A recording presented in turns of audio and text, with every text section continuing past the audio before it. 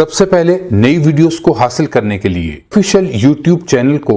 सब्सक्राइब करें और bell icon click करें। यो मारूफ तालिब दा जामी भाई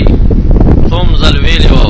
गर्जे दबा चावर तजमा सिफत कड़ी چې دې په نحوه کې خدای خجامي وي راغ مونږ جامي تناسو څومره ورځې درس چې اور د خوند ورکوي مونږ ته داخله راک داخله مې ورکړه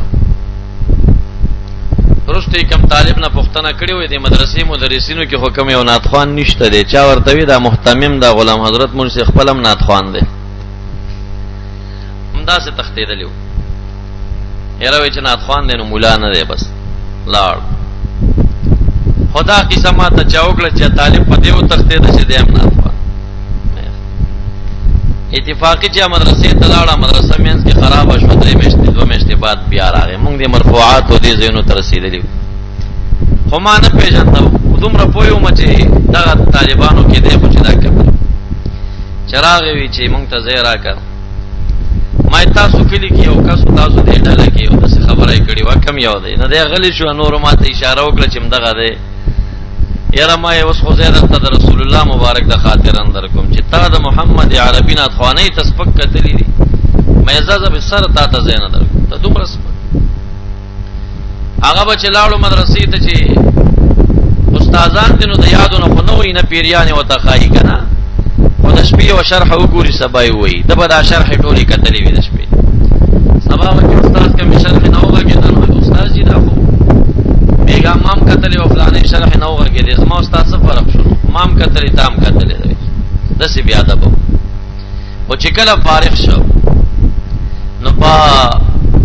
دویم کالو کسوم باندې کافیه واخیسته چې دا درس کوم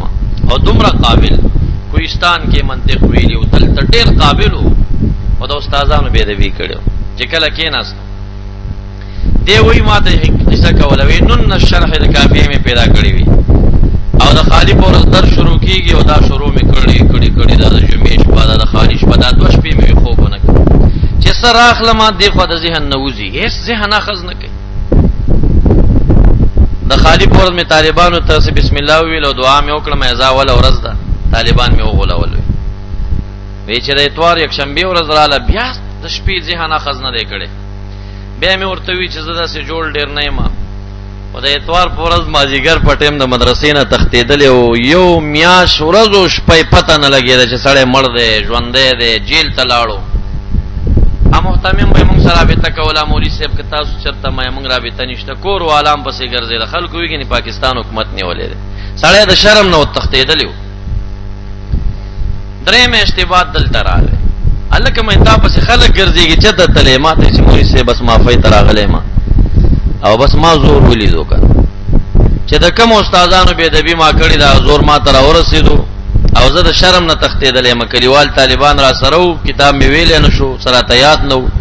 زه تښتېدلی وم ته نه ما یې چې پرېږده څو کال څو میاشتې ورک شه بیا به راشي بس سبانې به ورته وکړي خو اوس دې ته راغلی یم په دې ټولو استادانو ګرځېږم چې چا نه مې د نحو میر نه شروع کړې ده